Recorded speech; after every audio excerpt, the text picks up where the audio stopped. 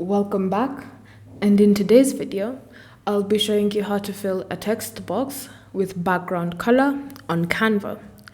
So the first step is to go to Elements, then from here select Shapes. In your shapes, look for your text box or look for an ordinary square, then click on it. Then you can now adjust the square to suit whatever style and size you want it to. Then you'll notice that when you double click on the box itself, you can now type in whatever it is you want to say. So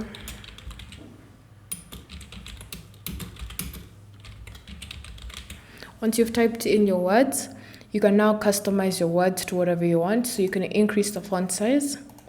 You can also change the font style to whatever it is suits your needs. And then you also have the option of changing the color of the text box.